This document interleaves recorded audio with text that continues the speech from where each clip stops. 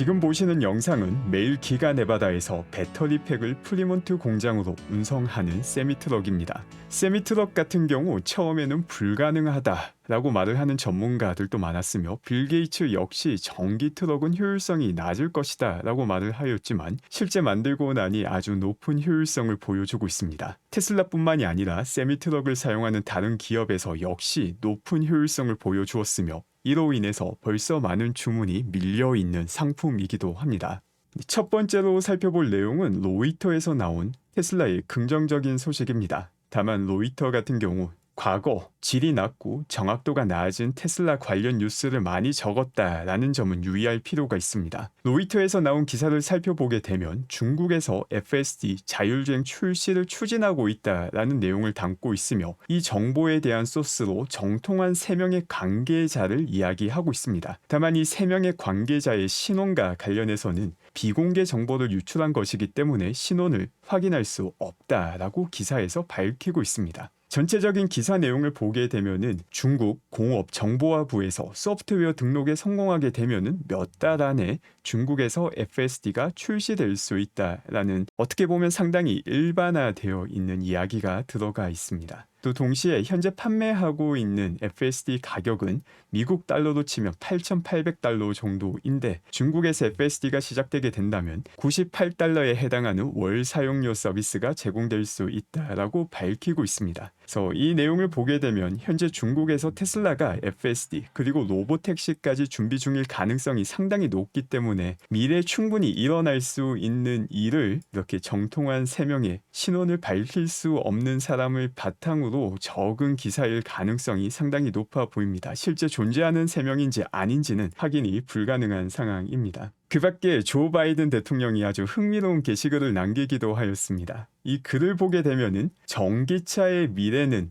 미국에서 노조에 의해서 만들어질 것이다 라는 글을 SNS에 조 바이든 대통령이 올리게 됩니다. 그리고 이 글을 보게 되면은 중요한 게 전기차도 아니고 환경도 아니고 노조가 중요하다라는 걸 명확하게 밝히고 있습니다. 여기에 대해서 일론 머스크가 아주 정확한 코멘트를 남깁니다. 바이든은 테슬라가 환경을 보호하고 있는지 여부보다 테슬라의 노조 가입 여부에 훨씬 더 관심이 많습니다. 이게 어떻게 보면 정치인의 숙명입니다. 정치인들에게 가장 중요한 것은 얼마나 많은 표를 받느냐입니다. 여기서 주제가 환경이든 전기차이든 이는 거둘 뿐 가장 확실하게 표를 많이 받을 수 있는 수단을 가장 중요시 여기고 우선순위에서 맨 위로 올리게 됩니다. 그리고 조 바이든 대통령 같은 경우 여기에 노조가 들어가 있다는 것을 잘 볼 수 있습니다. 그 밖에 다양한 언론사들의 대환장 콜라보레이션이 만들어지기도 하였습니다. 어제 전해드렸던 내용이죠. 월스트리트 저널에서 나왔던 내용인데 도널드 트럼프가 일론 머스크 자문을 고려하고 있다라는 내용이 어제 월스트리트 저널로부터 나왔습니다.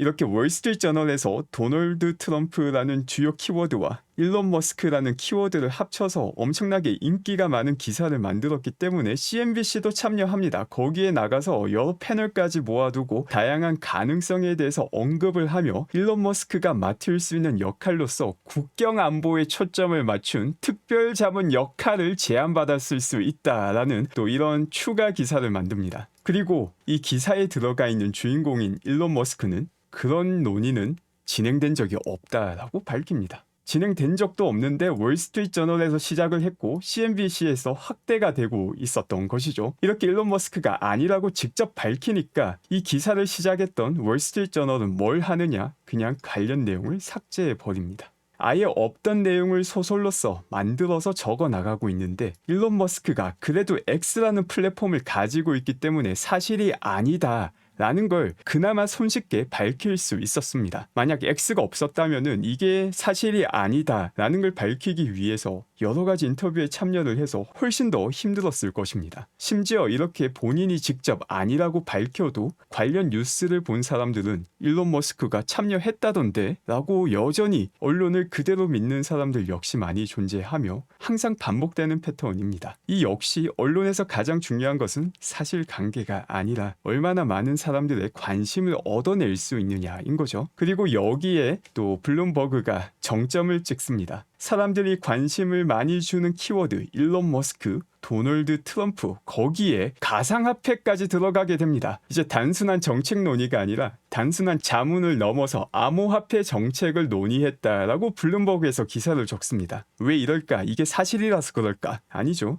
이 세 가지가 합쳐지면 엄청나게 많은 사람들이 관심을 가지고 기사를 클릭할 것이다 라는 걸 알고 있기 때문입니다. 이 역시 일론 머스크가 관련 이야기를 트럼프와 논의한 적은 없다라고 밝힙니다. 이 역시 정치와 언론의 본질을 잘 보여주는 겁니다. 정치인들은 표를 최대한 많이 받기 위해서 사실관계를 쉽게 왜곡할 수 있으며, 언론은 최대한 많은 클릭을 받기 위해서 없던 일도 가능성으로서 혹은 있었던 것처럼 손쉽게 이야기할 수 있다는 걸 잘 보여주는 일화입니다. 그 밖에 미국에서는 40년 만에 보행자 사망자 수가 최고치를 기록하였습니다. 사람이 자동차를 운전할 경우 졸음운전 혹은 주의 집중을 하지 못해서 본인이 사고가 날 수도 있지만, 이렇게 보행자마저도 사망자가 아주 많이 발생한다라는 안타까운 소식입니다. 이런 교통사고 혹은 보행자 사망자 수 같은 경우 실제 수치를 보게 되면은 너무나도 놀라운 수준입니다. 보행자 같은 경우도 2022년 미국에서 7,500여 명이 사망하게 됩니다.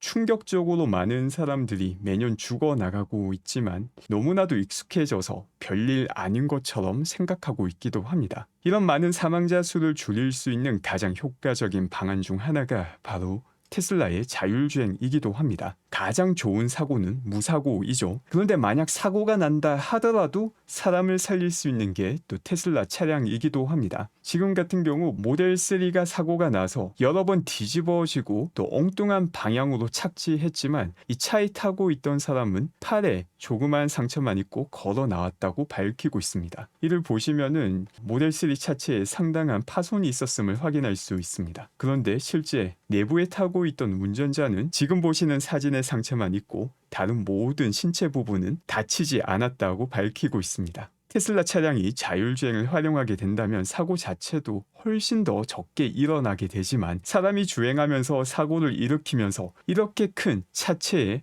파손이 일어나도 내부에 탑승하고 있던 사람은 안전하다는 것을 보여주고 있습니다. 그 밖에 두바이에서는 사이버 트럭이 경찰차로 활용된 모습을 확인할 수 있었습니다. 사이버 트럭 같은 경우 차체가 방탄이기 때문에 특수 임무에 아주 적합한 차량이다라고 생각을 하고 있었는데, 두바이에서는 벌써 경찰 차량으로 활용을 하고 있습니다. 또 사이버 트럭이 오토크로스에 참여하여서 아주 뛰어난 모습을 보여주기도 합니다. 저도 오토크로스라는 게 있는지조차 몰랐는데 이걸 확인해보니 상당히 흥미로운 모터 스포츠였습니다. 우리가 흔히 모터 스포츠라고 하면은 카 레이싱 같은 걸 생각하기 쉬운데, 이 오토크로스 같은 경우 일반인 그 누구라도 참여할 수 있는 경기입니다. 보시다시피 높은 속도로 진행이 되기보다는 커브 핸들링에 초점을 맞추었기 때문에 사고 위험도가 상당히 낮은 스포츠입니다. 그럼에도 불구하고 오토크로스에 SUV나 밴이나 트럭이 참여하는 경우는 거의 없습니다. 그런데 사이버 트럭 같은 경우 스티어 바이 와이어의 역할이 큰 것 같은데, 상당히 부드러운 커브 핸들링을 통해서 이 오토크로스에서도 좋은 성적을 거둔 모습이 확인이 되었습니다. 그리고 이 인터뷰 같은 경우는 그 내용을 살펴보면은 정말 속에서 열불이 나는데, 캘리포니아 공무원 연금 기금이 CNBC와 나눈 인터뷰입니다. 이 내용을 보게 되면 2018년도에는 CEO 보상안에 찬성을 했는데 이번에는 반대를 하겠다라는 내용을 밝히고 있습니다.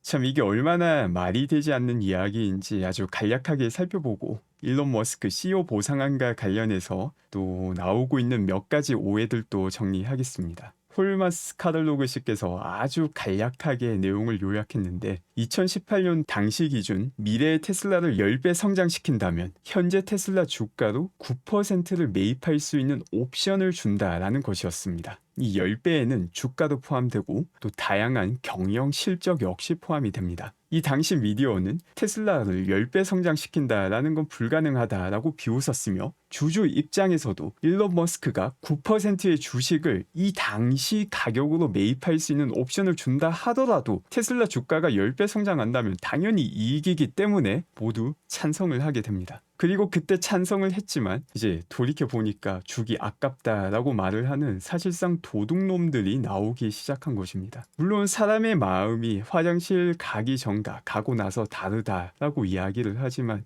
거의 모든 사람이 불가능한 일에 도전하겠다라고 일론이 밝혔을 때는 불가능한 일이니까 그 도전에 성공하면 거기에 합당한 보상을 주겠다라고 말을 해놓고 이걸 다 달성하고 나니까 보상 주기 싫은데 라고 말을 하면은 이건 독버섯이자 암세포이지 제대로 된 사람이라고 말을 할 수는 없습니다. 자기가 받아야 될 아주 조그마한 보상은 못 받으면은 불같이 화를 낼 사람들이 대부분일 텐데 불가능한 일을 달성한 사람에 대해서는 그 보상을 뒤늦게 주지 않겠다라고 말을 하면서 이게 얼마나 암세포고 쓰레기 같은 발언인지조차 인지하지 못하고 미디어에 나와서 설치는 사람도 있다는 것 자체가 너무나도 좀 화가 나고 어처구니가 없는 현실입니다. 그리고 추가로 일론이 받게 되는 이 보상안은 스탁 옵션입니다. 이 옵션 같은 경우 특정 기간 이전까지 앞서 말했던 당시 주가이죠. 이걸 행사가라고 합니다. 행사가로 주식을 매수할 수 있는 권한을 주는 것입니다. 그래서 만약 일론 머스크가 이번 스탁 옵션을 받게 된다면 28년까지 이를 행사할 수 있기 때문에 또 일론 머스크가 생각하기에 당연히 테슬라는 미래 가치가 훨씬 더 높은 기업이기 때문에 최대한 늦게 행사할 가능성이 높습니다. 그래서 2028년까지 기다렸다가 이때 행사가로 주식을 매수할 가능성이 높습니다. 그런데 그게 아니라 스탁 옵션을 받자마자 이를 행사한다 하더라도 이는 매도하는 게 아니라 주식을 매수하는 것입니다. 다만 그 주식의 매수가가 과거에 일론 머스크 CEO 보상안이 시작될 때의 주식 가격으로 설정이 되어 있는 것이죠. 그러면은 그렇게 주식을 매수한다면은 매수한 주식을 바로 팔 수 있는가? 또 그렇지도 않습니다. 지금 당장 스탁 옵션을 행사한다 하더라도 확보한 주식을 5년간 무조건 보유해야 됩니다. 그렇기 때문에 일론 머스크가 이번 CEO 보상안을 받는다 하더라도 CEO 보상안에서 주어진 스탁 옵션을 통해서 확보한 주식은 5년간 매도할 수 없습니다. 이 사실관계를 무시하고 일론이 주식을 더 가지면은 매도 가능성이 높아진다라는 거 역시 기술적으로 사실이 아닌 내용이 되게 됩니다. 오늘 제가 준비한 내용은 여기까지이며 오늘 또 함께 해주신 분들 감사드리며 좋은 하루 되시기 바랍니다.